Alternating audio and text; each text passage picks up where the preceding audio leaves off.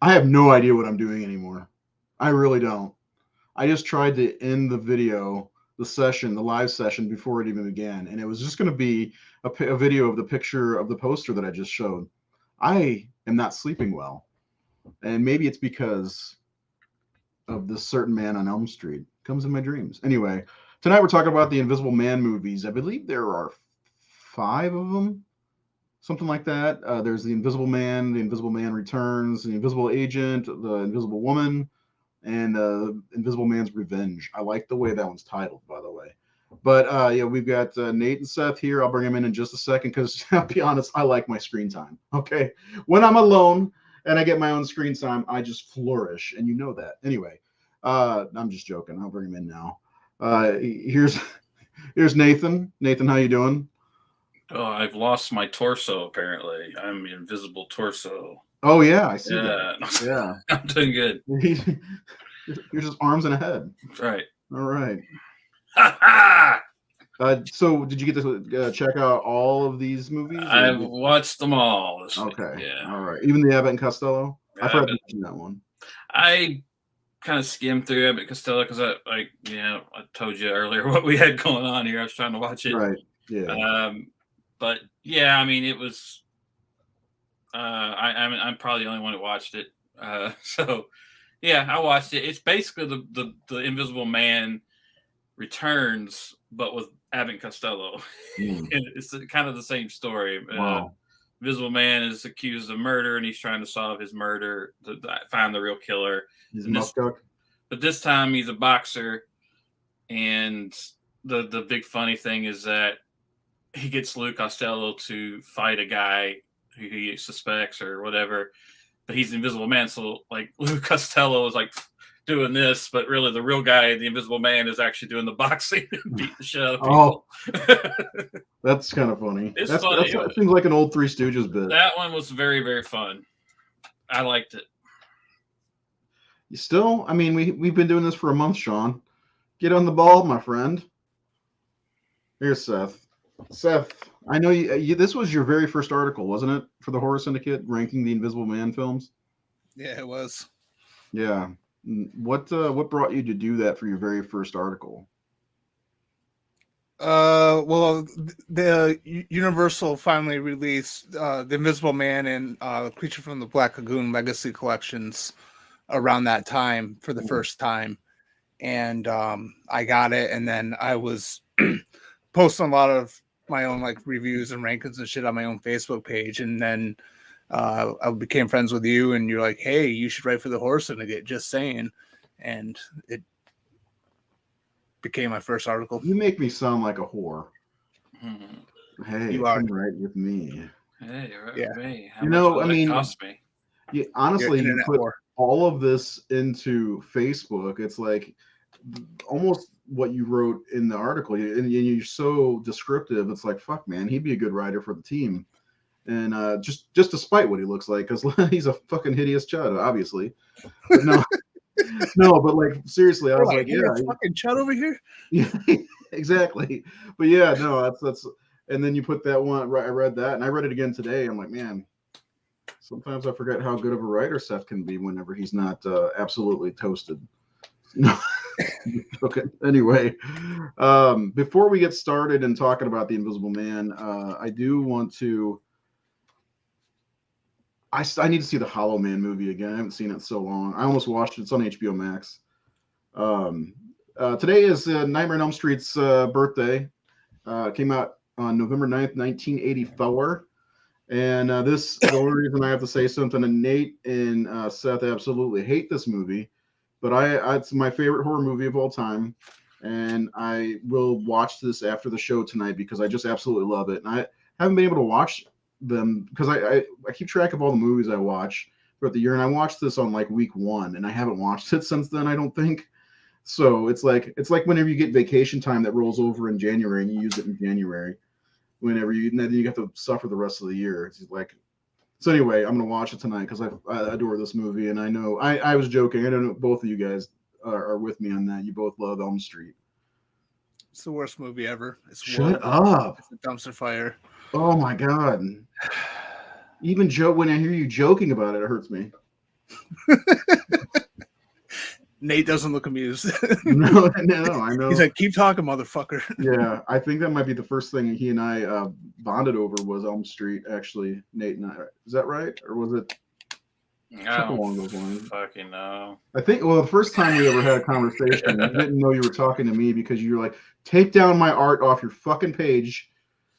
Or no. Sounds like me. No, there was the German Halloween releases that were not ever released. We put them up on the Facebook, and you kindly asked us to take them down. And I was like, I'm gonna be friends with this guy. Oh, okay. Yeah. So it was about art, huh? It was, yeah, but it wasn't a bad thing. Yes, Megadeth is awesome. Not the best, but they're awesome. So yeah, Nate, real fast before we get into this, I know we got some movies. Just express your love for Freddy and Elm Street and Wes real fast if you can. Go to YouTube and look up The Confession of Fred Krueger. Done. Yeah, no doubt. I'll do you one better. I'll drop a link in the comments. They should do that anyway. Yeah, I should do that anyway, but that's my statement on my love for that film and how much it means.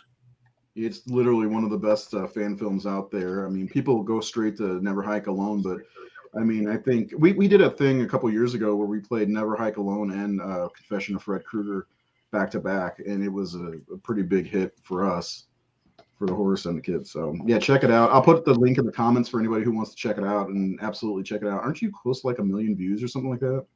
It's getting there, yeah. 910,000. Jesus. Oh, it's up that high? I didn't know that. I haven't looked at it in a while. That's cool. We're getting close. Yeah.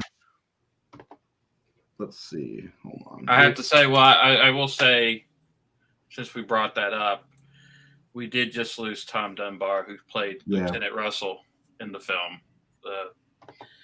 He passed away last week. And if I remember correctly, he was very good in that. Yeah, he's very, very good. I've worked with him 3 times. Great guy. He actually ended up co-producing that film. He loved after working on it. He said he just had a good feeling about it. He goes, I really believe in you in this project, so I would like to go halvesies on you if you want. And I said, halvesies? Wow. Yeah, I'll pay half the budget if you think my contribution could beef it up. I was like, well, so basically his contribution allowed me to get a few more props and to put him, some of the actors and my DP up in a hotel so we could do a back-to-back shoot one time to get the film done. And so Tom was a big believer in me and good guy. I loved working with him, and he battled cancer for the last few years and finally lost it, unfortunately. But fuck cancer, man. I fucking God. Fuck cancer. Well, Virginia says she watched it the other day, and it's brilliant. So, thank you, Virginia. Hey, what would you think about maybe one day doing like a commentary live with us? That'd be great. You want to do that? That'd be fun, yeah. Yeah, let's do that. Okay. That'd be fun. Because I think we can just stream it on here. Yeah. You know what I'm saying? Because it's not, we're not going to get shut down because it's your. You're not charging anything. Yeah, exactly. It's free. It's on YouTube. And again, you'd be the person that have to shut us down, right? Yeah. While we're alive. Fuck these motherfuckers. Stop. So anyway, yeah. So check out Confession of Fred Krueger. It is free on YouTube. And if you have the ability to watch it on your TV, because it sounds great too. And also Kevin, who plays Freddy, is fantastic. He kills it. Speaking of sound, Roman Chimienti, who did the sound on it, who directed Scream Queen, the Mark Patton documentary, which you should also check out, which is on Shudder. It's on Shudder, yeah. And he and Tyler were both on the show back in 2020. I'd love to have those two back. Honestly, they were a lot of fun to talk to. I just talked to them yesterday. Was it Hereditary? Was that the show that we did with them? Yep. Yeah. Let's get them back on the show sometime. They're a blast. Anyway, so Invisible Man, 1933. Probably the best Universal director directed it, in my opinion, of course. Which I think Nathan, you would share that. Seth, you may as well, because I mean, Nate, you said like 3 of the 4 favorite movies are by the best director, which is you know Yeah, I guess. Yeah, all 4 of his Universal movies are in my top 5. Like The Wolfman's the only one it's not James Well out of my top 5 films. so the Old Dark House, Yeah. Frankenstein, Bride of Frankenstein, and The Invisible Man. Yep. Those are the movies I'm talking about, and Mhm. yeah, I mean, one of these days we will do an Old Dark House episode. We were concentrating on the movie monsters from Universal this time around, but we have to get the Old Dark House at some point because I know Seth, have you seen the Old Dark House? Yes, I have. Okay, I was gonna say I know that Jared loves it, and I know I do, and I know Nate fucking adores this movie. Like he just doesn't shut up about it. Okay, which is not a big deal because it's worth talking about. But anyway, so now we'll wrap up the Invisible Man. I only got a chance to watch. I only saw the first one at any point in my life, which I saw The Invisible Man Returns and the Invisible Man's Revenge the last couple days, and I did not get to see the woman one, Invisible Woman. Is that what it's called? Visible Woman. Yeah, and then I did not get to see the Visible Agent. Invisible Agent, which reading Seth's reviews a little bit, I'm like, I don't think I missed much. They're not, they just don't sound like they're as much my speed, especially Invisible Agent's the last one on his list. He doesn't have Abbott and Costello. That actually sounds pretty funny. I might have to check that one out. But I wouldn't trust that Seth guy with his rankings. Seth don't know shit. Well, his He doesn't know rankings anything. changed so much, and then he goes out and ranks fucking Final Chapter #1. Come on, and he's been adamant about it for 2 years. Come on. Anyway, I did put the rankings up on Facebook yesterday, so if you want to check those out, go ahead and check those out on thehorrorsyndicate.com. So, like I like to do, I'd like to get first impressions of The Invisible Man. Seth, what are some of your first impressions of the first movie? It's I think it's in my top 3 of the Universal monster movies. I just I got to see where I placed it. I absolutely love it. Mainly, I think because Claude Rains gives a really awesome performance in that movie. He's just so good in it. Maniacal. Yeah, and and another thing too about it is it's fairly faithful to the H.G. Wells book. There's minor changes here and there that were, I think, necessary, but it was a very good adaptation. It's a great book too for anyone to check out if you haven't. But mainly Claude Rains is the big sell for me on this movie, and I think the effects were great for 1930s. I mean, yeah, I mean, I still to this day look at like knowing how effects are now, and we can see all the behind the scenes stuff we want on any movie at this point. Watching him take those bandages off the first time, even when I was a kid, like how the fuck did they do that back then? Like I can see some of the other gags, like in one of them, one of the guys is playing darts and the dart, I know I can see how they could do something like that pretty easily, but like removal of the bandage. I mean, in the second movie, Vincent Price's character is walking around with just pants on at one point. The one thing that kept popping in my head when I was watching is like, God, they're fucking always naked when they're invisible. They're always walking around hanging brain, So I'd hate to be that, but I'm glad that, and we'll get to the second one in a minute. But at one point, Vincent Price he has to like escape. He's with his sweetheart up in this hiding out or whatever, and this dog will not stop barking and everything. and he's gonna escape. He's got to take his clothes off. He's like, it's a nice sunny day. It'll be okay. I'm like, I'm glad he acknowledged that it's nice out rather than just going out in the middle of winter naked, butt ass naked. Anyway. That was something they didn't include in the. I don't remember I don't think they included it in the movie, but in the book, like because it was wintertime, he got a cold, so he was like constantly sneezing and coughing and stuff like that. I don't think that was in the movie. Yeah, I like the opening scene whenever you first see him, and it's like snowing like crazy outside, and he's all fucking bandaged up, and I mean you wouldn't ask questions about the way he looks there. But anyway, Nate, first impressions for this one. Is this a newer one for you, or have you seen this in the past? I'd seen this one. I'd seen them all in the past. Yeah, I think the Invisible Man first impression was, holy shit, this is a dark film. It Like really is. it was a, because I mean most of the monsters that we see in this collective fall into sympathy, but Not this guy. Griffin is the pure psychopath, and it's like, I mean, at the same time, it's almost, it's really kind of a Dr. Jekyll, Mr. Hyde movie in some ways, because he was not that guy before he took this thing. No, yeah, this potion, serum, whatever, has yeah. driven him insane and driven him into. And that's not really the case in the novel, I believe. I think in the novel, like, he always was kind of an asshole. And then because he has this power, it just goes to his head and he becomes power mad and wants to destroy and take over and kill and intimidate everyone. But I think that was what was shocking. And it's really, when he shows up at the end in that snow and everybody's having a good time and he comes in, this mysterious figure, and with that, again, that Claude Rains powerful voice that he has, which is what got him the job, because I think James Worrell heard that voice. I think he was doing like a reading, or he heard him,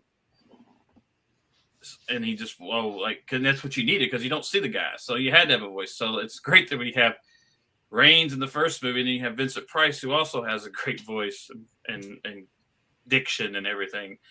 And it's really amazing, because Claude, this was his first Hollywood movie, only his second movie, but his first movie was a silent film in 1920. So he hadn't done a film in 13 years. Wow. He was mostly a theater actor.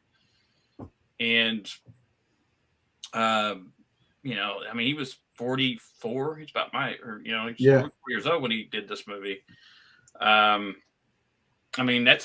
wonder, had this role not come to him, would we have gotten the Casablanca, Claude Rains, and all these other movies that he became known for? Because this really was like the start of his career, film-wise. He had been around theater forever. But yeah, the movie, he's one of the most delicious villains of the Universal monster thing. Like, there's something compelling about his presence, and I just love, like, someone who's aware of how powerful they are, or how they have the upper hand on people. Like, I think one of my favorite parts of the movie is where he's talking to is it Kemp, the guy who wants to help him? Yeah. He's talking to Kemp, and Kemp like starts to kind of deny, like, I'm not going to help, and he just grabs his cover and goes, "Do you want me to remove these?" Like, it's almost like Bane putting his hand on the dude's list. Like, do I look? What's he say? Do you feel in control, or whatever? Yeah. It's kind of like, it reminded me. It gave me that vibe. Like, do you want me to take this off? Because if I do, I'm going to fucking kill you, right? You can't hurt me. And like, very unsettling, or whatever he says. Yeah. It's very calm, but it's like, I'm sending you a message. Do you want me to remove these? Like, do you want me to get angry, or do you want me to thrash you? I think he does. I think he says, like, he says thrash it. Yeah. Do you want me to thrash you? And there's something really cool about that guy's voice, and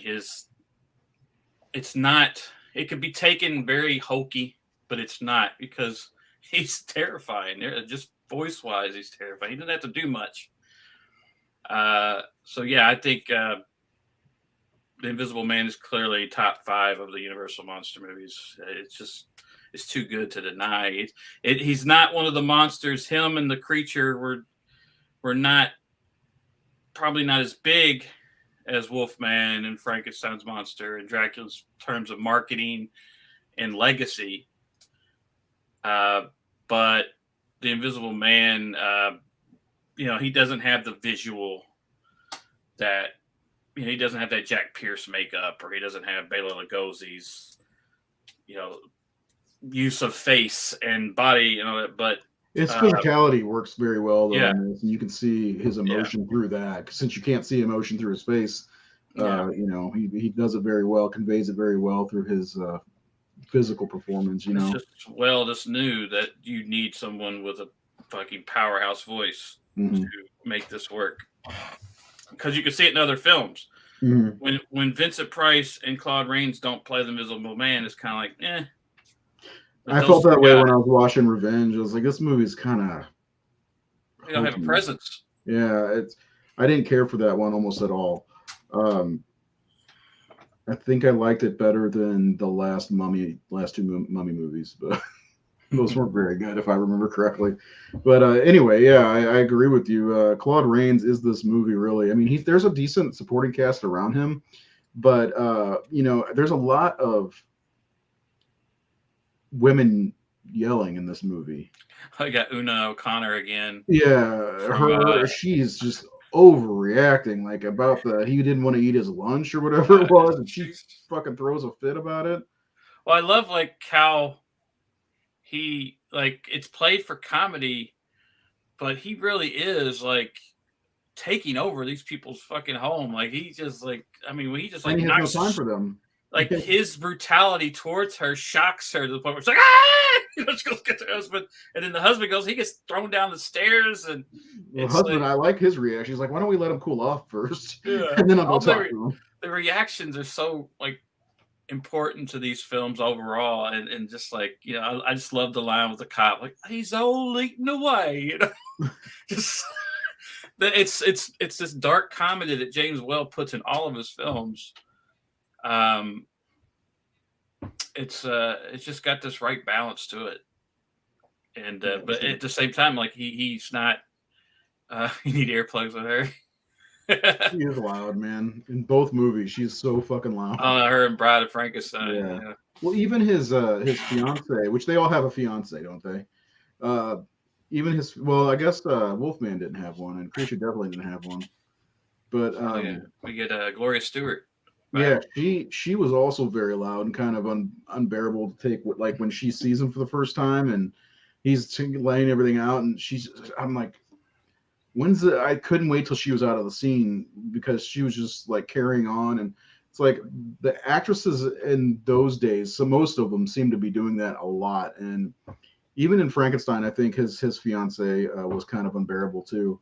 But they didn't have much to do other than be like that. Where I think in the second movie, the fiance or girlfriend of Vincent Price's his squeeze wasn't as bad. She was, you know, had more things to do. Yeah, they didn't give him much. I mean, like the actress who played the fiance Elizabeth in Frankenstein was in James Whale's movie right before he made that. The Last Laugh. No, what was it called? Oh shit, Waterloo. I watched it right before that. Yeah, she was incredible in that movie. Like she was really good, but she was the star of that movie. So yeah, it really comes down to not a whole. I mean, they're just there to be the love interest. Yeah. I mean, James Whale focused on the outsider characters. That's who he identified with. That's who he sympathized with. That's what he wanted to pose. And then with stuff, people like Una O'Connor, he adored her. He thought she was the funniest thing in the world. He kind of, I think she's probably in it a lot because apparently she amused him so much that he probably just let her go and just laughed and laughed. Let her be completely over the top. Yeah. Because she made him, like, she just tickled him so much.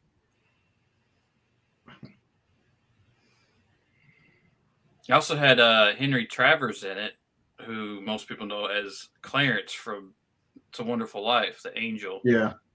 As the doctor. Mm-hmm. So I noticed watching the series back, like there's a lot of celebrities in these series. Dwight Fry makes his appearance as well. Yeah. Because he's in most of the early Universal movies anyway. This movie almost had, this movie went through like, what, how many, Seth? Like 14 developments, like, or different scripts and pitches, and H.G. Wells had control, like he had to approve of the scripts, and James Whale himself wrote a script that Wells rejected, and I think Wells was on the project 3 or 4 times and left. And that's what's always funny. Like, read the history of this movie. Like, people today, because we know so much about when talents comes in and comes out, and when people hear all reshoots or these directors were replaced or this actor was replaced, people think, oh, that's not a good sign. It's going to be shit. It's like, dude, that happens on every fucking We movie. see that. Well, it's more publicized now. I mean, look at Yeah. Lucasfilm, you know, firing and hiring directors and shit. And everybody think that's like a rarity. It's like that happens on every project, man. People are on a project for months or years, and then they leave. And it's not a sign that the movie's not good. It's just that no one's meeting. Again, it's just H.G. Wells didn't like the script, and he has approval. And in the end, he got a movie that was very, very, very, very faithful to his book for what they could get away with. It was a good movie too. And you know, they had Boris Karloff. They wanted him to play Griffin. He was attached a couple times. Yeah, they wanted Colin Clive, but Colin was tired of being over here. He wanted to go back home to England. I guess see his family, be around his family. So get all liquored up. Colin would have been good. He had we talked about his voice, very dominant, prominent. He would have been a good Invisible Man, more I think better than Karloff would have been, because Karloff's got great presence, but he doesn't have the voice that Colin Clive or Claude Rains has. I just got to say this real fast. I just had a notification pop up on my phone. It says Blockbuster is now on Netflix. That's a weird world that we live in. You know? Sorry. The show's horrendous too. I know you said that show was terrible, but they're just telling me now to go watch it. But it's weird seeing Blockbuster, who was killed by Netflix essentially, is on Netflix. You know? Anyway. And they make the joke in the show. I watched the first episode where all the Blockbusters being closed, and he goes, "We gotta rally together and fight the big corporations that are putting us down, like Amazon." It's like, isn't that ironic? That's funny. Yeah. I probably never watched that show. Anyway, I got so much on the back burner. You should see my stack of movies I bought this year that I haven't even watched most of them yet. Because I've been trying to catch up on 2022 movies. Just watched what Josiah saw the other day, by the way. Anyway. But it's like with Invisible Man, like in casting, that talk about Colin Clive or Boris Karloff, I could see with their voices either one of them being in the role, but like I'm glad that they went with Claude Rains, because I don't think I could see this movie with those two as Griffin. You know, I mean, I know it's almost 90 years old or whatever, but like still, like powerhouse performance is the only way to describe his performance in this movie. And like I said, he is this movie in my opinion. Like, yeah, so commanding. I'll be right back. I gotta get some more water, but yeah, I do think Colin Clive would have shined in that part, though. I do. I could, because he always had this very distinctive voice that had power to it. You know. Yeah. So, yeah, I don't think it would have been a failure with him in the role either. I think it would have worked. I could see Colin Clive. I can't really see Karloff because of his lisp. He's got the lisp, and he's got a very soft voice. Yeah. There's a very soothing. I mean, Karloff, apart from the lisp, like Karloff had such a great horror-sounding voice. I mean, that when people do their voice, you know, like. When you hear like the Grinch Who Stole Christmas, like his voice is so perfect for that.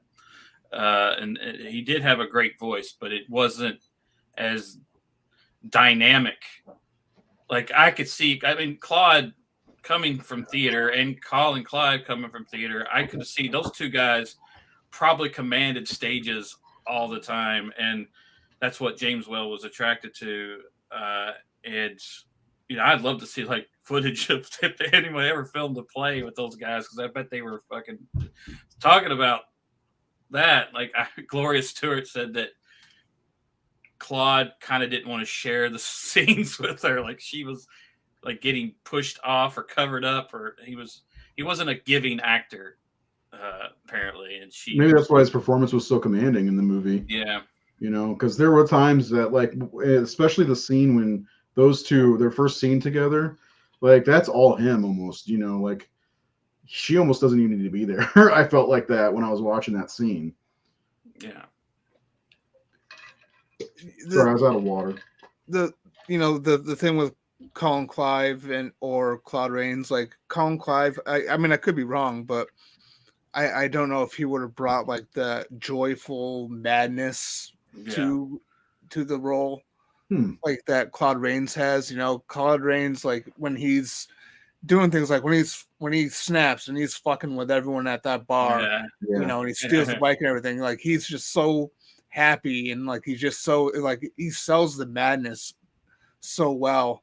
And I don't know if anyone else would have done that. I don't know if maybe anyone else would have just had to been a lot more serious in their approach. Intense. I mean, when I think of Colin Clive, I've only seen the two things, obviously, Frankenstein and The Bride with him, and he's a very intense type of actor in those movies for sure. Yeah.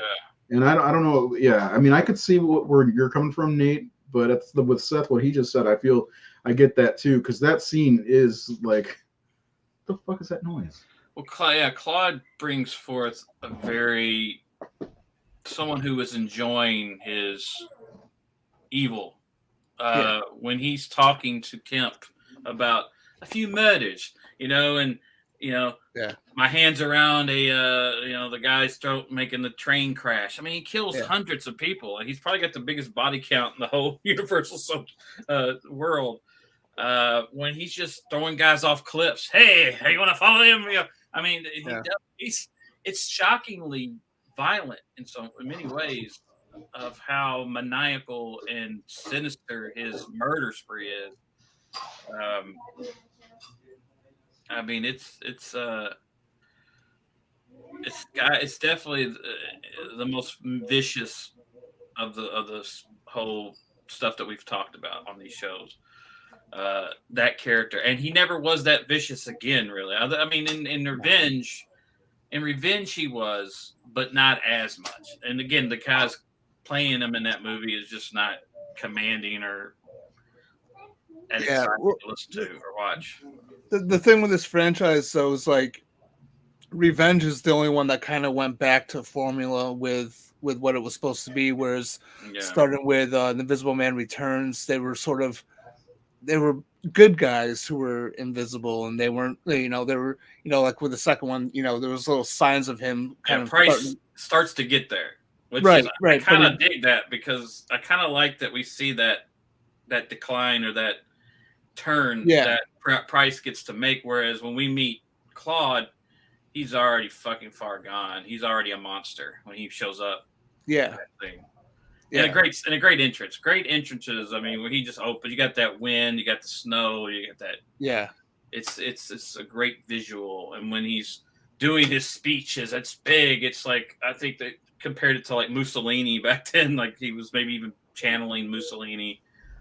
I will conquer, make an army of invisible men, and I'm a power. And it's very, I don't know. There was probably like Peter Lorre and M brought that kind of power. Like his famous speech at the end of M is on that level. Peter Lorre is in this franchise and underused criminally.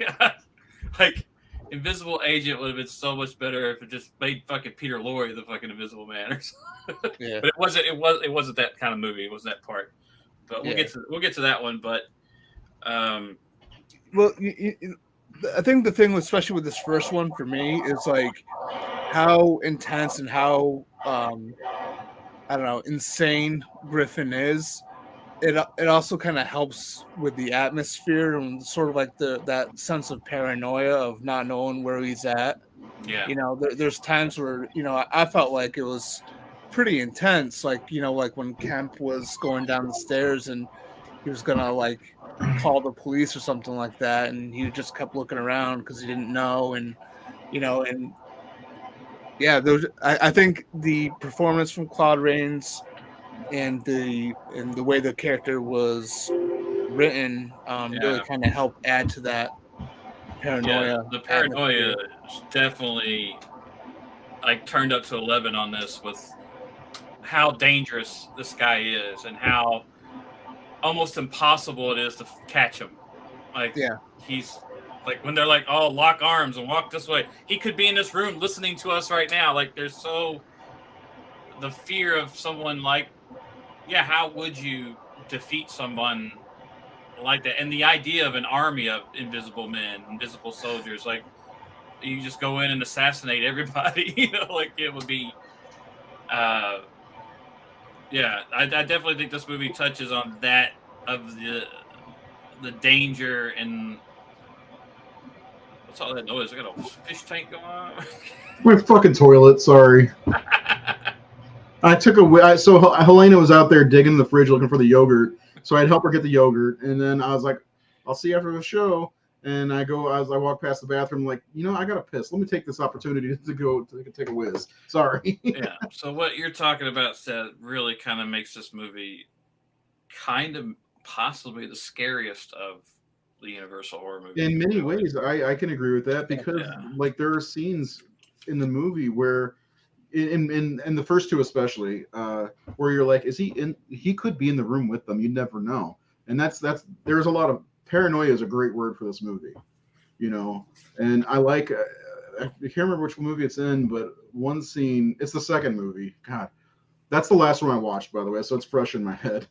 But the cop comes down the stairs and calls, it says they're looking for him, whatever. You better go up and get him, or you won't get him, or whatever, because and he starts undressing upstairs, and it's really kind of freaky to think about. Mm-hmm. I did wash my hands, yes. Good. I washed my hands. Good. You just couldn't hear that over the sound of my toilet trying to fill back up. Fucking thing. Anyway, probably why my water bill doubled in price this month. Oh, okay. Sorry. For me, this one has always kind of been one that I've kind of slept on a little bit. I have all of the other ones and their sequels. This one I have this. That's all I have. It's an old DVD copy that I bought 7 or 8 years ago. So like after watching those three, especially Return, I like the second one a lot more. Yeah. Than the Revenge movie, which was kind of goofy in many ways, in my opinion. But like, I need to see the other two and they were on Peacock, I realized, but man, I was strapped for time yesterday when I realized I was like, oh, we got a show in a day. Abbott Costello is on Tubi too. If you want to check that one out, yeah. So I'll probably end up getting the collection though to first of all finish my collections, but this is one that I don't it doesn't get talked about very often. And it goes with what you were saying, Nate. Like, the popularity of Dracula or the Frankenstein monster and the Wolfman. I mean, those are the big three. But the Invisible Man is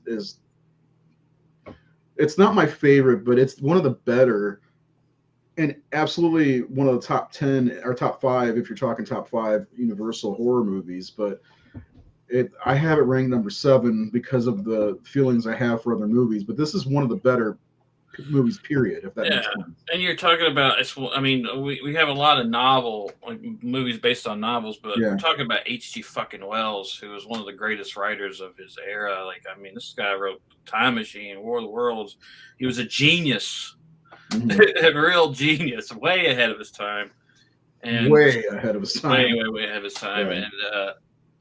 And that he had control of what got put on screen with this movie. Which is awesome that he was. I mean, I guess it sucks from a production standpoint, but it's awesome that the creator of this character of this world, got to be there to kind of like this could be his baby, and he's spoon feeding it to the, James Whale and the screenplay writer and all that different stuff, and that's kind of cool because like if you look at a movie like The Shining, for instance, I'm just going to bring that up.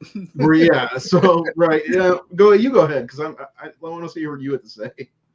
I was just going to say that I wish Stephen King probably wished that he had that type of power. Right, and it's funny, like because he was there for Pet Sematary, like throughout. I mean, I think all of the shooting of Pet Sematary, but The Shining, I love The Shining, of course, absolutely 100% love that movie. So I'm not knocking it or knocking what's his name, the director, Kubrick in any way at all. But like, Stephen King had no say, and there's certain instances in that movie where Kubrick's giving him the old middle finger for sure. Like there's a couple scenes in there you're like, that looks like a middle finger, because I've read The Shining, you guys have read The Shining. I don't know. I don't think Kubrick was giving the middle finger. I think Kubrick he took what he wanted from that book, and then he just said toss the rest of it out. Like, I don't like this. I don't like this. I don't like it. I don't think he was trying to fuck with King. I think it was more like, I'm just going to make my movie the way I make my movies, and that's he's not going. There's some things in the book that just I can't see Kubrick doing anyway. Like, I'm like, and some of it's stupid. Some of the stuff in the Shining novel is kind of like the end translate. Well, like the hedge animals and all these kind of little things. They wouldn't be able to pull it off anyway back then. Well, I mean, Mick Garris didn't pull it off well. I mean, not that he could, but I think when you get Kubrick's an auteur. He's not a yes man. He's not a career journeyman filmmaker. He's going to make a Stanley Kubrick movie. Like Quentin Tarantino is going to make a Quentin Tarantino movie. Like Quentin doesn't like. There was an article about Quentin not wanting to do MCU movies, and people are like, well, I was like, no, Quentin's a terrible comic book nerd. He likes comic books, but he's going to make his movie. He's not going to make a Marvel movie. He's not going to make Kevin Feige's movie. He's going to make Quentin's movie, and that's why he will never do that movie. Not because he doesn't appreciate Marvel Comics. Because I mean, if people actually clicked on the link, they'd read that. I didn't even bother clicking on the link. I just commented on one of those and said, no shit. Yeah, come on. We all know who Quentin Tarantino is at this point, and God love him that he makes. I like that he makes his own stuff, and that's why we go to his movies. It's to see him, not see an IP. There was another one they talked about. It was him directing Star Trek, and I heard he may have was talked to about directing one of the Friday the 13th or Halloween's maybe, and I'm like, no, never. Let him make his own movies. He was writing trying to do a Phantasm movie back in the day. Oh, that would be amazing. I'm pretty sure him and Roger Avery were working on a Phantasm movie. How amazing would that be? Long time ago. Oh yeah, I have the script on my computer for the one for the one that Avery wrote. Tarantino's name was on it. Write-up on this one, Seth. Come on. What's that? Where's the write-up on this one? I need to know. Well, that's why I was reading it, and then I stopped about halfway through, and I just never picked it back up again. God, that would be amazing. Quentin Tarantino and Phantasms, that feels like a match made in heaven. If he were going to direct a remake horror film, that'd be the one I think would be perfect for it. We're way off topic. Now I want to talk about this, so we're going to have to table this discussion. Invisible Man Returns. Let's get to it, because I really like that movie. I think it's one of the better. Which one? The second one? Yeah. I liked it a lot. Yeah. And I like the diversity of this franchise. Yeah. They don't repeat themselves really. For the first 4 movies, they don't really repeat themselves. So this was one of Vincent Price's earlier movies, right? His 3rd movie? Yeah, because he for a minute when I'm watching, because this was my first watch, I'm watching it and you can't see him, of course, and I'm like, is that Vincent Price? Because he doesn't have his trait. Like Christopher Lee in his later life has that trademark deep voice, Yeah, he doesn't have that accent yet. So it's weird that Vincent Price even has any kind of accent. He's from fucking St. Louis. Well, he's from St. Louis, but he did a lot of work in London and England, so a lot of that rubbed off on him. But yeah, it's before he gets that classic delivery that Vincent Price had. It comes in there in little pieces, but it's still like early Vincent Price. By House on Haunted Hill, he's perfected it. Yeah. So, but you could tell like he's got a particular build. You could tell it's him. He's bigger than almost everybody on screen. He's a big guy. Yeah. And I love Vincent Price. I mean, I think I saw like the director who did this, Joe May, was a German filmmaker, and he had been around forever. Actually, he was like one of the guys that gave Fritz Lang his first opportunity, or one of his first big breaks as a screenwriter. So this guy goes way, way back. He didn't speak a lot of good English. Apparently, Vincent Price spoke decent German, so he did a lot of translating. So it was very hard for this guy on set. But they also did a movie. They did The House of Seven Gables after this together, which I'd seen that one. That was like maybe until I saw this, the first like early Vincent Price movie I saw. And also Nan Gray, who's the love interest in this one, was in House of Seven Gables with Vincent and the director. They did that, and Vincent had done the Tower of London with Nan just before this movie. And Nan Gray, we know from Dracula's Daughter, she was the girl that she takes to paint and goes into the trance, like the homeless girl that the guy brings home.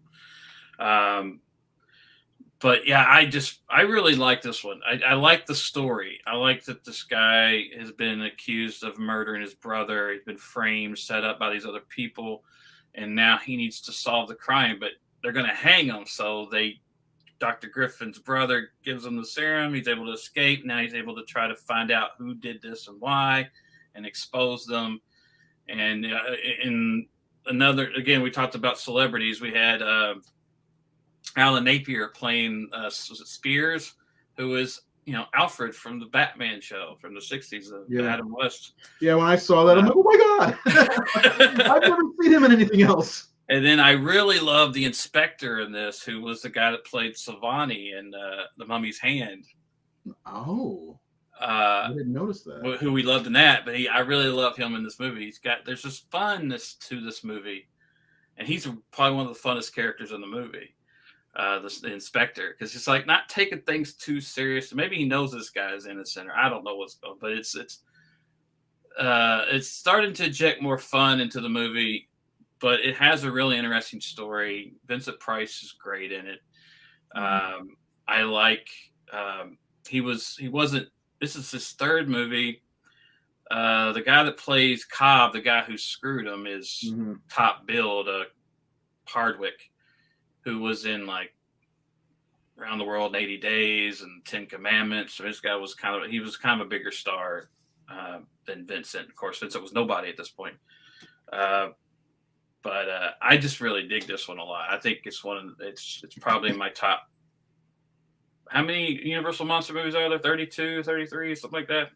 I don't know. I have 24 listed on my list right now. I might put it in that top 20 or top 15. I don't know where. I think I did put it in my top 20. I'm gonna have to look now. Because yeah, I agree, man. That's why I said I shouldn't sleep on this series, because for some reason, I was watching it on Peacock, and it played. I watched the Invisible Man, and then started playing the Revenge one, which I think is the last one, and I'm like, this feels so disconnected, And then I look, I'm like, oh shit, I should have watched Returns, and that's on there, so I started watching that, and that was all I got to see. I put Invisible Man Returns at number 12 on my list. Let me see. Okay, number 12 on mine as well. How about that? But I also have like the Black Cat and No Dark House on my list. Okay, I don't have those on my list either. I love the Black Cat. I fucking adore. Yeah. Old Dark House I really love too. So I guess it's actually 11 if we're just doing the monster movies. Yeah, it's 12 on my list. I'm gonna have to reassess when we turn in our list too. We're still doing the list, like ranking the top 25 Universal horror or top 20 or whatever, aren't we? I want to. I love list shows. Me and Seth just did a 3.5 hour long one. We could just give the list because we've already talked about the movies. So one of my favorite things about the first two movies, well, all these movies really, I think they kind of cheesed out on the Revenge movie, was the effects of the, especially when they were undressing or unwrapping the person playing the Invisible Man. I've never looked, but do you guys know how they did that?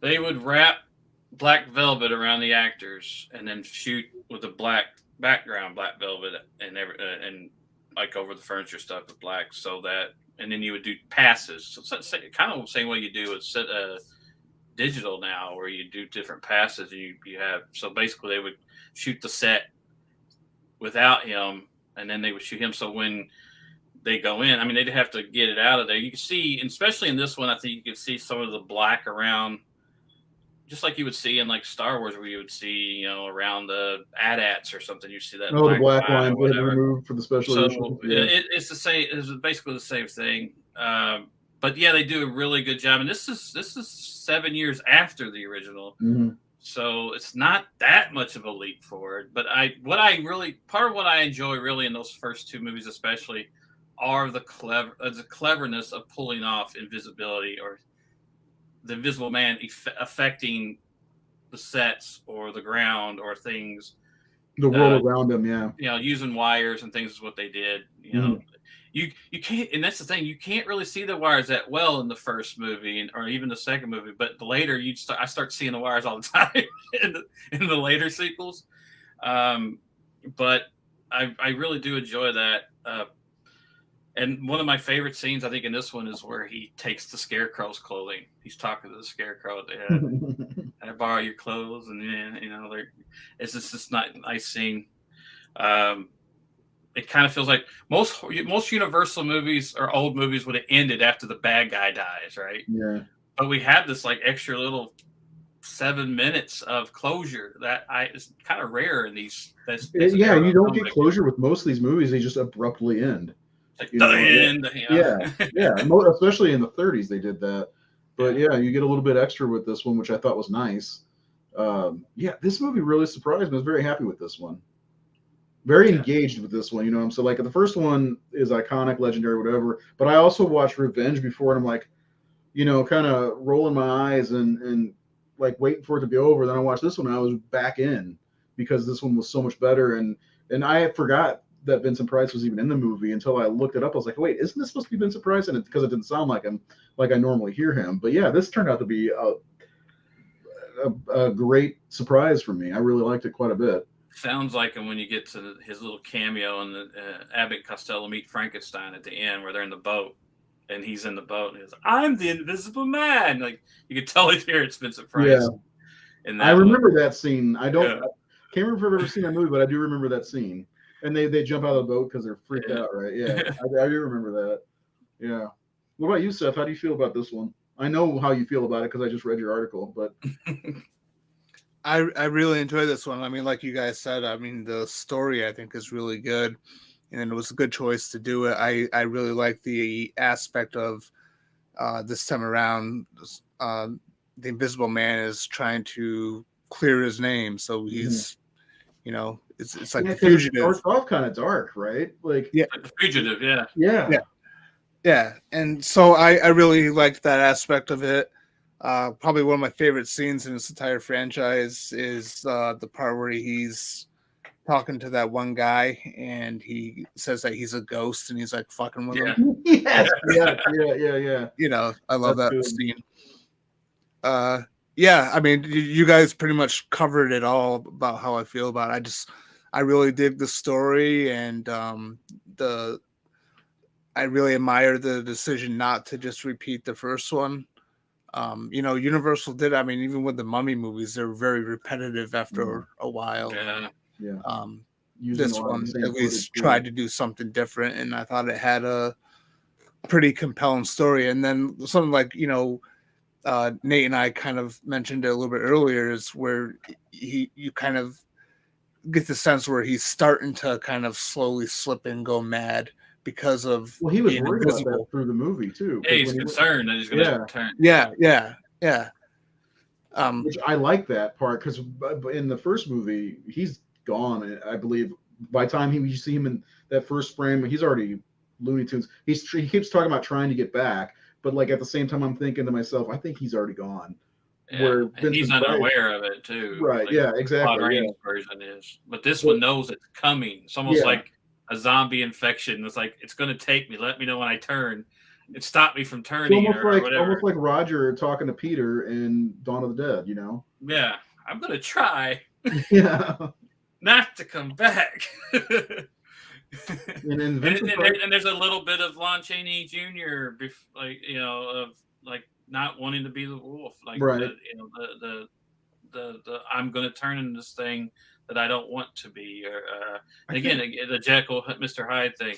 I think being invisible would be fun for a little bit, but for the rest of your life, I don't think that'd be fun. Although they mentioned it in the movies, like the difficulties that you don't think of course, being naked and being cold. Yeah. I can't getting used to walking upstairs because we look at our feet when we walk upstairs or walk downstairs.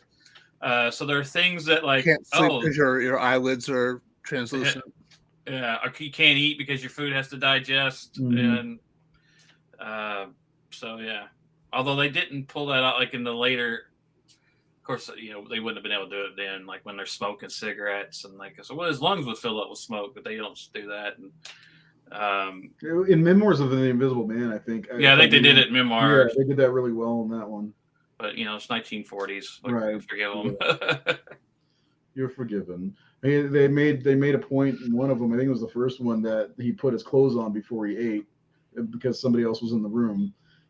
So I'm like, oh, I want to see it. How gross am I? That's just the funny thing in the first one because they keep interrupting him. He's like, "Don't come back in. Where's the key for that door?" And then when they finally goes, "Fine, goddammit, I'll show you what I am." He goes, "Now, are you happy?" He just goes back to see anything you like. Anything you like. So, Seth, you want to lead us into the next one? Oh, The Invisible Woman? I didn't see it, so I can't. Okay. The Invisible Woman, this one actually kind of surprised me that I actually liked it because it doesn't even attempt to be a horror movie. It doesn't even attempt to have any type of serious thing go on. It's a very slapstick movie. Yeah. But at the same time, I can't help it. It's actually kind of fun. I like it. Again, they're not repeating themselves. They're doing something completely left field of what they did before. So basically, a scientist puts an ad in a paper calling for basically a guinea pig, and this woman volunteers because she wants to teach her boss a lesson, and she eventually does. But then there's like these gangsters that come in that also want the invisibility thing, and it's a fun slapstick movie. It's not so much on the horror side. It's definitely like the lightest out of all these movies. It doesn't, like, in the description on IMDb and on, how I am about labels, it actually says sci-fi comedy, I believe. No horror at all. So I was like, oh, interesting. Yeah, it's a total screwball comedy, flat out. There's, like he Those said, are there's fun no from that age too. Yeah, and it was, and it had. The doctor is John Barrymore, and Drew's grandfather, who played Dr. Jekyll and Mr. Hyde in the 20s, amazingly. It's one of my favorite, probably my favorite Dr. Jekyll and Mr. Hyde movie is John Barrymore's. Well, have you seen the Hammer version? I have not. Oh my God, that movie's out of control. You have to see it. I loved it. But John was like this legend. I mean, this is like the second to last movie he made, I think. He died 2 years after this movie came out. But he was a guy who was like a theater god. Like he played Hamlet and became he was kind of considered one of the great living actors, Shakespearean actors of America. And he's really good in this one.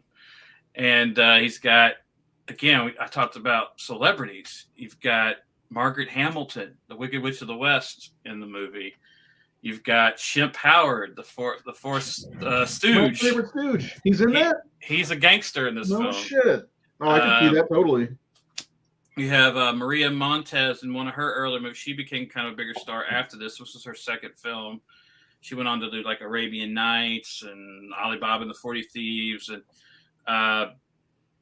one thing that blew me was Charlie Ruggles, who plays the butler in the movie, who's doing all these pratfalls, and he's a comedian. He was an actor comedian, but like he's doing all these amazing pratfalls. Like there's one where he goes up this ladder and does a flip off the ladder. I mean, he must fall fucking 10 feet or at least 8 feet down.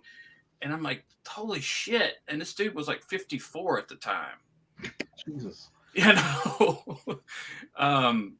But yeah, it's just an all around fun movie. Would you call it a romp? It's fun, and the funny thing is, like the girl who's the Invisible Woman is just giving back. I mean, it's almost an early feminist movie because she's a model and she's being mistreated by her boss, and all the girls are unhappy. And when first thing she does, she gets invisible. She just like goes back to fuck up her boss and like tears the whole fucking place down and kicks his ass. And it's she almost like she's gonna kill him. Like, look, get out the window. I'm gonna push you out the window. Yeah. And then she just like takes this, beat him up.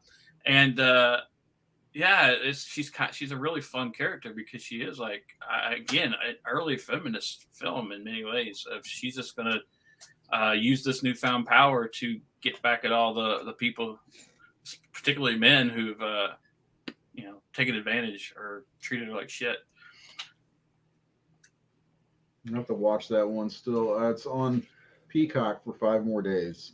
So I got 5 days to watch it. Just get the collection, man. I need to, but It's a good collection. I know, but I just got 9 movies from Scream Factory plus my 2 Count Yorga movies. So what's one more? So what's one more? Technically, that'd be 4 more. Semantics. Just wait till you see my latest haul video that I'm getting ready to shoot this weekend, because it's breathtaking. When I put all the Scream Factories there yesterday, because Nosferatu came in yesterday, and I put it up there, I'm like, holy shit, this might be the biggest stack of movies I've gotten in a long time. Because we're talking about all the new movies like Nope, X, Saint Maud, The Lighthouse, fucking Last Night in Soho, all kinds of stuff. Dr. Phibes. Anyway, whew, I do need to get it. You're not wrong. I went to 6 movies in that set. Is Abbott and Costello in there? Yep. Yeah. Oh, shit. Yeah, I guess so it's 6 more movies. Jesus.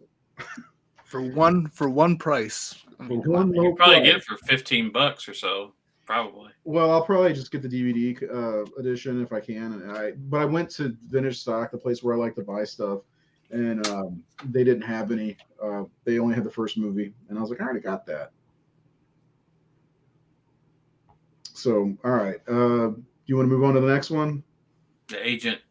Okay, I didn't see this one either. So the Agent, I love the opening, and I am pretty goddamn sure that Steven Spielberg got Raiders of the Lost Ark. The sequence with where Tot goes to Marion's bar, feels a lot like the opening of Invisible Agent. The Invisible Agent, main guy is like he works at a printing press, and the Axis powers come in. This is during come out in 42, so it's during World War II. So, the Axis power where the Italians and the Nazis and the Japanese kind of work together in a coalition secretly. So these Nazis show up at this printing press with Peter Lorre playing a Japanese guy. Oh my God, are you serious? Yeah. Oh my God. But he just feels like Todd. He feels like a German. He feels like a Nazi. Really? Because he's German. Oh my God. But it reminds me a lot of. I mean, Todd was definitely. Spielberg made Todd based on Peter Lorre. I mean, obviously, that was who he was mapped after. Yeah. But Peter Lorre is so fucking good in this scene, where I think the guy's one of Griffin's like relatives, right? Seth, the printing press guy. Yeah, I believe so. Yeah. So they're looking for the serum, the invisibility serum, because that's something the Nazis would want, right? And so, the Nazi's talking, and it's the Nazi is the guy that played the lead, the bad guy in Returns, the Hardwick guy. Mm. So the whole time the guy's doing this scene, we see Lorre over there looking at where like the paper cutter, where they would cut the papers. He's looking at the contraption and walking around it and touching it. And he goes, and he's like, interesting contraption here. This would be used, and it's kind of like when Tots goes over, your fire is burning, and all that, right? He's going to do something. And so they go over and they rough him up. They put him there and they put his fingers there, and Peter Lorre's going to cut his fingers off with this blade if he doesn't confess. And it's just got this. And I think it breaks out into kind of like this fight, and it's totally out of like Raiders of the Lost Ark. It just feels like that. It's the best part of the movie. From there, the movie's kind of like it's just it's okay. I wanted more Peter Lorre in it. He's not in it as much. When he does show up, he's awesome. I wish he had been the main villain in the movie.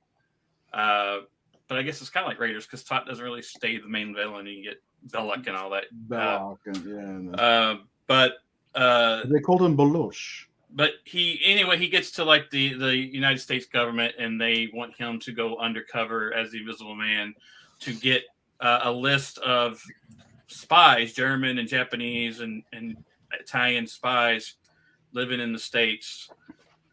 So that's what he's doing. He's trying to break in. It's an espionage spy movie, is what it is. So another one that's not technically horror. It's not a horror. It's not a horror movie at all. No. Hmm. And the guy doesn't want to do it, but once he hears about, like, because during like Pearl Harbor, like after Pearl Harbor and all that, so he wants to do that for his country, and he accepts the mission to go invisible and infiltrate the Axis and find these names. And the woman who's like he goes over there and like he's got his contacts and he doesn't even know what his mission is. I think right at first, and like the woman, the German lady, she was in Frankenstein Meets Wolfman, I think. I forget who she played in that. But yeah, I dug this one. It's very, again, different. Check this out. But the opening's worth watching just alone. I'm just probably gonna watch the opening because the rest doesn't. It says Taut was called Belzig in the first draft of the script, and Spielberg wanted him to be a cyborg with a metal arm that converted to a flamethrower or machine gun. But Taut, it says Lacey was cast as Taut. As he reminded him of Peter Lorre. So there you go. Yeah. And it's Klaus Kinski actually turned down the role.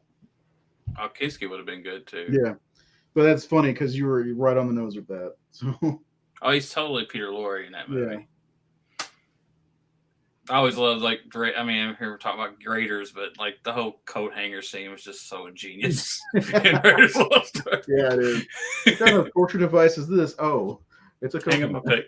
Yeah. Well, the way he pulls it out is like, yeah. You know? What's he going to torture with that? Yeah, and she sells it to Mary. And even Bullock's scared. Yeah, he's like, no, yeah. He's like, what the fuck? Such a great movie, one of the greatest films ever made. It is. Belloc. I miss Belloc. I wish we would have got to see him more. I would love to see Paul Freeman come back. I'm so excited to see him in like Hot Fuzz and shit. Is he in Hot Fuzz? Yeah, he's in Hot Fuzz. He was the priest. Was he? I gotta watch that again. Yeah, wow, the Hot Fuzz has got like all the British, like it's got Timothy Dalton is out of control. Timothy Dalton and Woodward from Wicker Man and the Equalizer. I gotta watch that again. I love what happens to Timothy Dalton in that movie at the end. It's got the bad guy from Lethal Weapon 3. I can't remember what his name was, Travis or whatever. But really, he's English? Yeah, he's British. He's in in Hot Fuzz. I didn't realize that. He plays such a good dirty cop in Lethal Weapon 3. So anyway, all right. The last one, we'll get on Abbott and Costello a little bit. But the Invisible Man's Revenge, I like that title.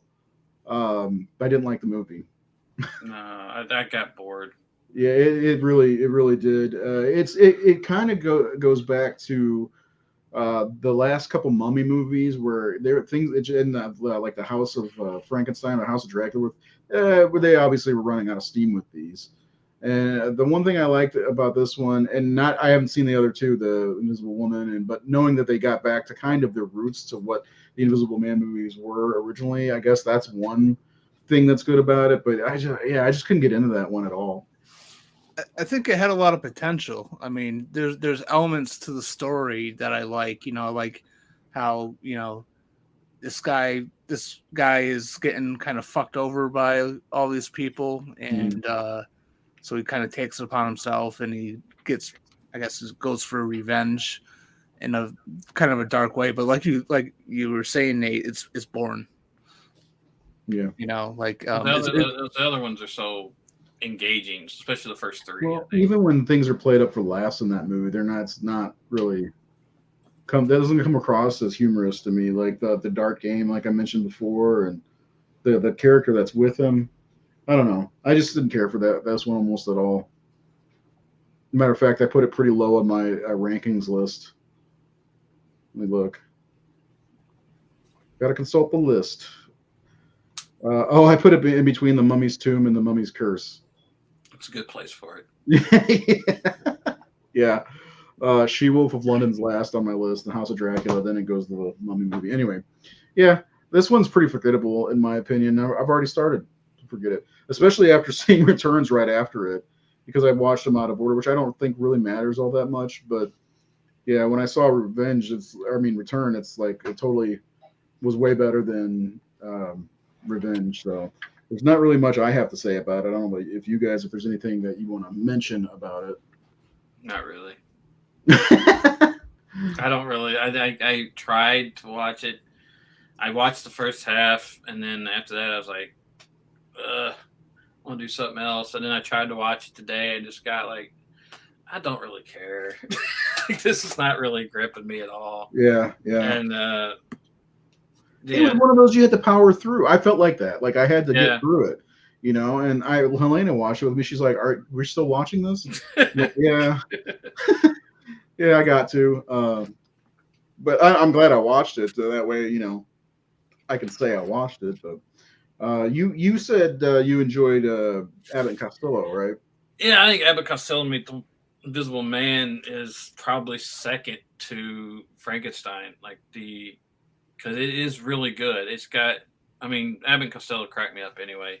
Especially, I love Lou Costello and his response to things. And so you throw an Invisible Man in there with him, and then the whole boxing thing, because it has the kind of storyline that Returns has, where a guy's been falsely accused of murder.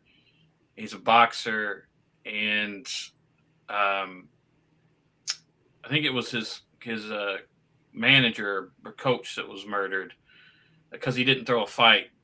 It was the whole gangster throw the fight pulp setup, and Abbott and Costello play private investigators, and they get pulled into it, and basically they meet the Invisible Man, and they're trying to help them, and like I said, it's just this funny thing. There's a great, like the first scene where like the whole kind of plot happens where they're in the gym, and the guy, the other boxer, who's like probably the dirty, who's like in the ring, and so the Invisible Man tells Lou Costello to on the box, what do you call it, the bag, hit the bag. So this guy's really good. So he's like, and so Lou's like going, speed bag. Speed bag. He's doing this. Yeah. He's like hitting it with his head like this. And everybody's crowding around. He's like, little chubby guys, and it's just going. They're like, oh my god, this guy's. They're comparing him to the guy who is invisible. Like, oh, he hits like that guy. So now they set up a fight between the two, and so it's all building to this big fight where the Invisible Man's going to be in the ring with Lou Costello actually doing the fighting. It's that's just funny comedy setup stuff the whole time.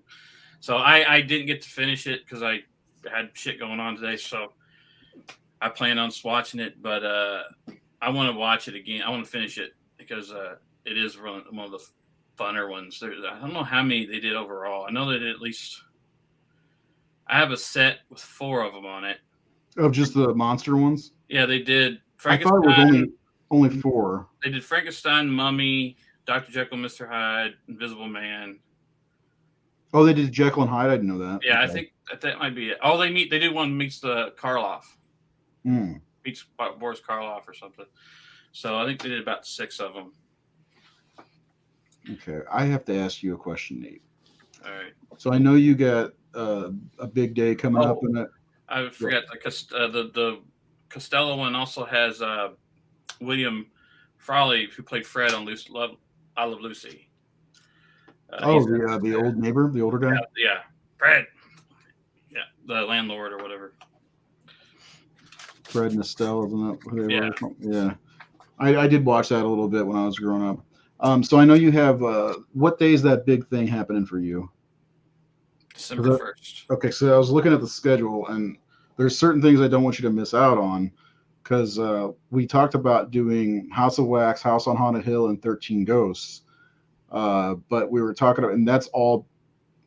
So that's November 23rd, 30th, and December 7th. So, and Suspiria was going to be next week.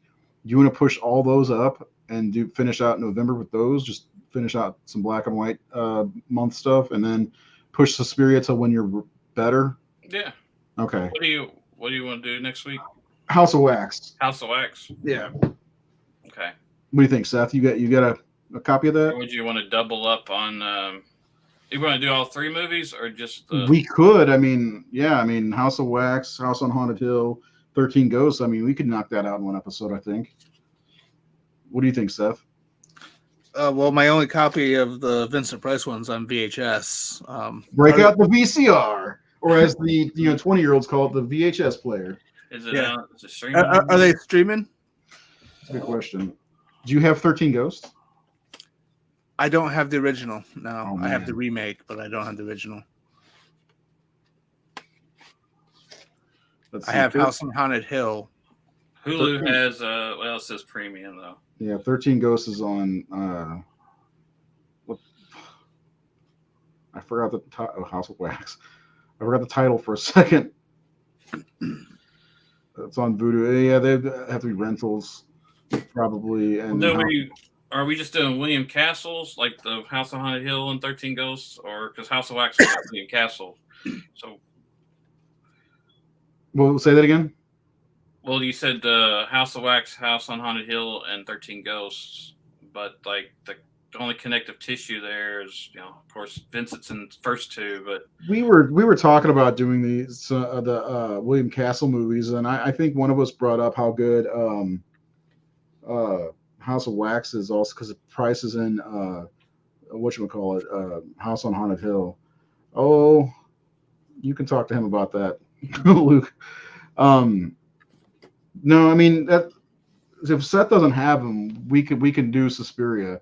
It's just that I didn't want to. What's that? What if we did Old Dark House next week? Seth, I mean, I'm all for whatever. It's I want to make sure everybody's cool. Yeah, that's fine. I think that's streaming because I watched it not too long ago. Is it? Well, make sure you don't watch the 1963 one because I recently watched that after I saw it when I was a kid and I loved it because I know why now because it was goofy. It's like super fucking goofy. Yeah, it's a Hammer movie, so I had to get it. And if we wanted to bunch up, like we could do House of Wax and The Cat and the Canary, which is kind of an inspiration. The silent film, which is on YouTube because I watched it a while back, and I liked it. They remade it as a talkie. Universal did, but I think it's a lost film. But really? The silent film's still there. I think I'm right on this lost film. And I'll throw in Black Cat or something. We talked about loving the Black Cat. That would be a really fun movie to talk about. And another Karloff movie. I do have access to the original House on Haunted Hill, so if you guys want to do that, let's do that. Hold on. Those 2 kind of work together. Old Dark House and House on Haunted Hill. Were we going to talk about the House on Haunted Hill and the 99 Haunted Hill? I feel like that might have been where we were going with this. I thought we were going to do the originals and then the remakes. That just popped in my head. But we can talk about because I do think House on Haunted Hill 99 is worth talking about. I actually really like that movie at some point. We don't have to do it now, but we can do House on Haunted Hill and Old Dark House. I think that'd be a good episode for sure. Yeah. And then later on, we could tackle the remake. Because I'm like, there's a lot of people that love 13 Ghosts, the 2001 version or whatever. I'm not one of them. So it's kind of bland to me. Where the House of Wax isn't that bad with Paris Hilton. I didn't think that was that bad. Yeah. So I enjoyed that one. Yeah, I did too. But yeah, I think Old Dark House and House on Haunted Hill next week will be a pretty good show for us to do. I'm looking up The Cat and the Canary because I think because James Whale was really inspired by that one. Old Dark House is based on a book which I haven't read. I'd like to eventually get it. Cat and the Canary, 1927. It's an hour and 23 minutes long. It's on YouTube. But it's like the Old Dark House. It's set in an old dark mansion, but it's one of those movies where there's an inheritance and all the family have come together, and the guy left all the money to like this young niece or something. So everybody's like, are they going to try to kill her or scare her to get the inheritance? It's one of those type of movies. Yeah, I could see how that's similar. Yeah. Cat and the, that's the Cat and the Canary. Yeah, 1927 Cat and Canary. It's on YouTube. I really liked it. 78 version of it too. I think it's been made several times. I think. Oh, it's on Prime. Is it on Prime? The Cat and Canary. Yep. Yeah, it's on Prime, and I guess you could watch it on YouTube. I'll give that a look-see. There's a 1939 version. Is that the Lost one? Let's see. Maybe it is. Wow, it's got a high rating. No, that one. I think it's got Bob Hope in it. I think I've seen the remake. Yeah, it's available. Kino Lorber put it out in 2020. But there's another one that's lost. I think it's based on the story. There's one from 39 also. The Cat Creeps. That one's the one that's no longer it's lost. Yeah, the one from 39's premium. It's on Prime, so we could watch that one. Yeah. So I'd like to revisit that one because I really did like it. It has one of those great scare moments from early. Is cinema. the 27 one a silent film? Yeah. Is it a comedy? Oh, it's comedy horror. It's got, just like the Old Dark House has humor. Mm-hmm. It's got humor in it. Okay, so let's nail this down while we're live, so everybody can see what we're doing. Everybody, so agreed. Seth, you have the ability to watch the Old Dark House. Yeah, I'm pretty sure it's streaming somewhere. It's on TV. I watched it last month. Okay, you did? Yeah, I just didn't tell you guys about it. The Old Dark House is on Tubi and Prime. Well, it's premium on Prime, but it's on Tubi for free. I just got the 4K Blu-ray that they released not too long ago. I haven't watched yet, so I'm excited. You got it? So I ordered mine the same day you did. Haven't seen it come in yet. Oh shit! Yeah, I'm a little miffed about that, but whatever. The last email I got was the guy said he was going to return my money, and he hasn't yet. So, because it wasn't Amazon, it was a private seller. Yeah. Yeah. So whatever. Anyway, yeah. So let's. You want to tackle all three of those? Cat and Canary, House on Hill, and the House on Haunted Hill. Yeah, and the Old Dark House. Yeah. Seth, you look stressed. Are you cool with that? Yeah. Okay. You're like, when are we going to get to my Hellraiser, Phantasm, Evil Dead rankings? Or we could just do Cat and Old Dark House and then save House on Haunted Hill and House of Wax together, or I don't know what you want to. Right, or we could just do like what we're planning on doing. Do the House on Haunted Hill original and remake. Yeah. During one episode, so do Old Dark House and Cat and Canary next week. Because we were talking like 1932 movie, then jump into a 1959 movie. Yeah, that's true. Where there's only 5 years between Cat and Canary. Let's do Old Dark House and Cat and Canary next week. Okay. And then the week after that, we can do 59 and 99 of House on Haunted Hill.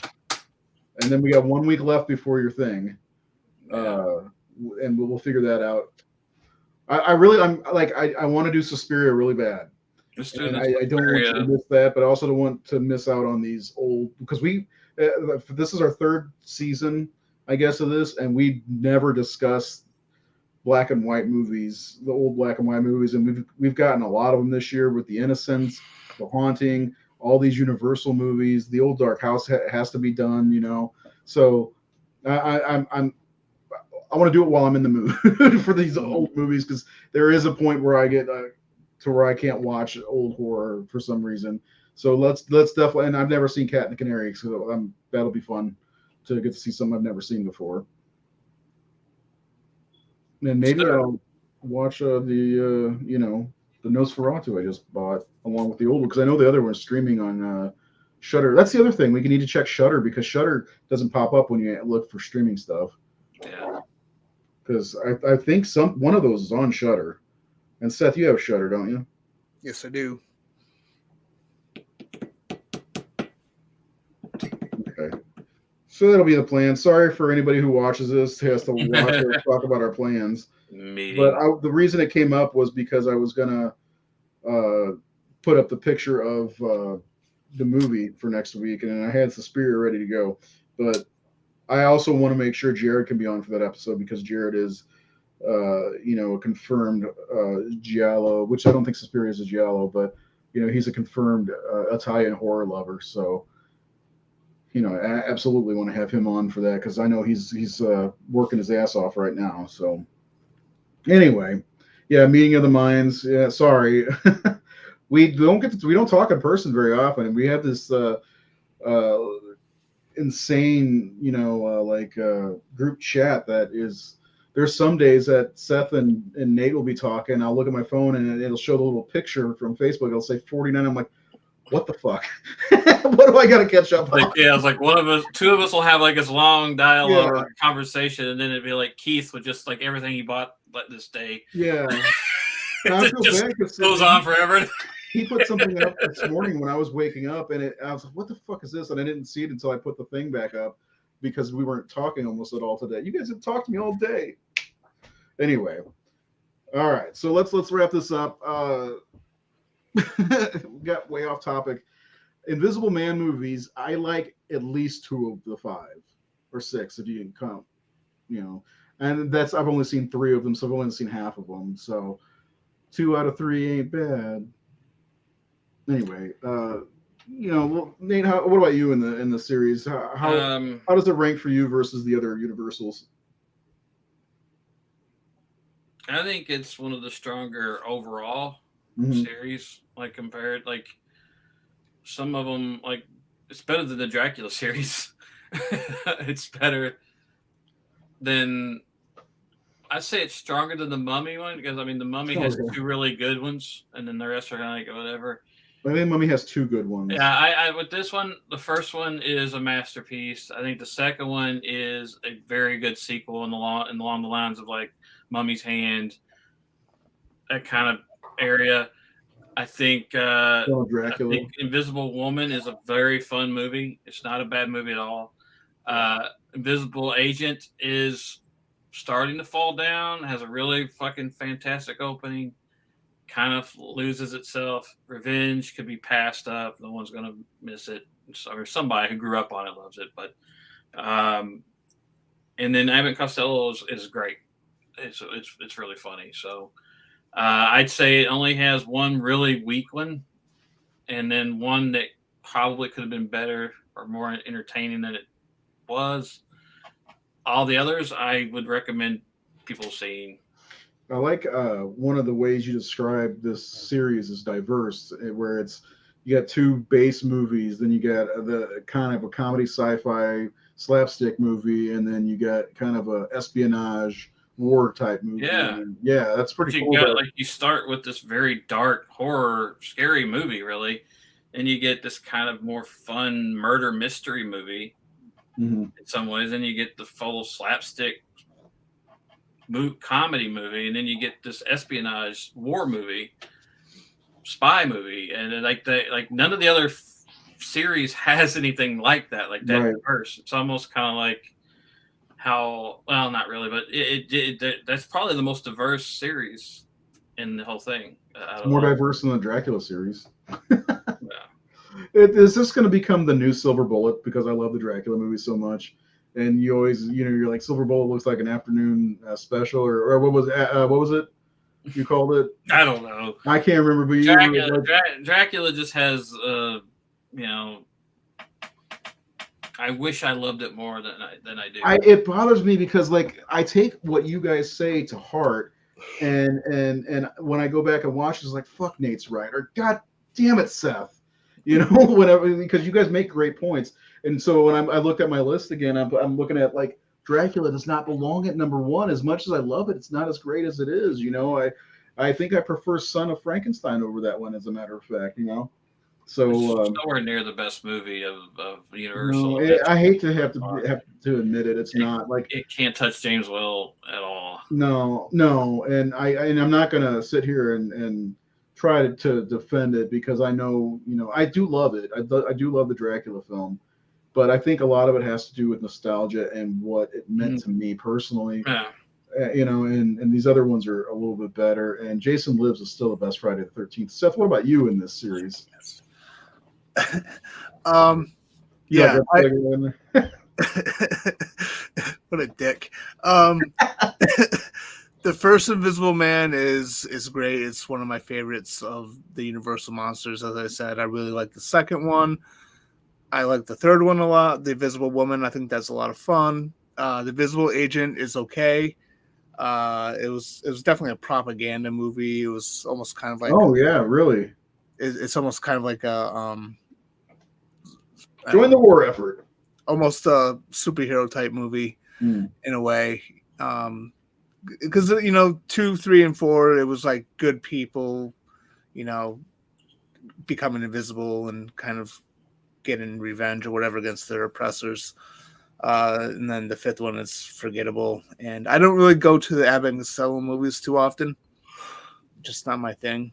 But I think it's a solid series. It's better than the Mummy series for sure. Yeah, it's really good. And I'll look at your rankings of the series later this evening. I'm sure that now that I've said that, you're going to do that. The rankings of each individual Universal series. I already know what number 1 is, but anyway. So that's it. We went through almost all the Universal monsters. We did do a show on the Wolfman. I think that was our first year, 2020, right? Because we talked about the Wolfman and the 2010 Wolfman. We did it in 2021. Was it last year?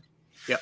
I can't remember. We've been doing this so long. We're getting ready to start year 4 of doing this. So anyway, next week we will be talking about the Old Dark House and the Cat and the Canary, which you can find on Tubi and Prime or YouTube. I'm going to go Prime because then I'll have to sit through. Well, I guess I might if it's available. If it's available, I may watch the Bob Hope version again just to kind of comment on it since it's out there. And if I can, I'll watch that. I'm not gonna. I don't like paying for stuff like yeah. But I don't like paying for anything. Who does? I was like, here's my money. Anyway, yeah. Thanks again for watching. Anybody who watches this on the back end or whatever, back end doesn't make any sense. Make sure you subscribe to YouTube, follow the Facebook. We just passed 22,000, almost at 220, 22,000 Facebook likes. So we have tons of followers now. Since we hit it like last year with Jamie Lee Curtis, getting, being in her, what was it, 5th Halloween movie or 6th Halloween movie in 6 different decades or whatever it was. We've gotten over 7,000 likes in 1 calendar year, which is pretty fucking awesome. To me, so the horror syndicate's growing like a motherfucker, and I love it. And don't forget, Seth did a ranking of the Invisible Man and most of the monster series on thehorrorsyndicate.com. Nate put up an article the other day about why he loves Halloween Ends. So check that out. It's on the Horror Syndicate. I think it's the very first article now because I still haven't done anything in the last 2 weeks. Anyway, have a great night. We will see you next Wednesday. Hopefully Jared will be back with us, and we'll have a good time. I always have a good time talking to you 2 Shlomos. So you 3 if Jared's here. But anyway, have a great night. Watch some horror this weekend, and we'll talk again soon.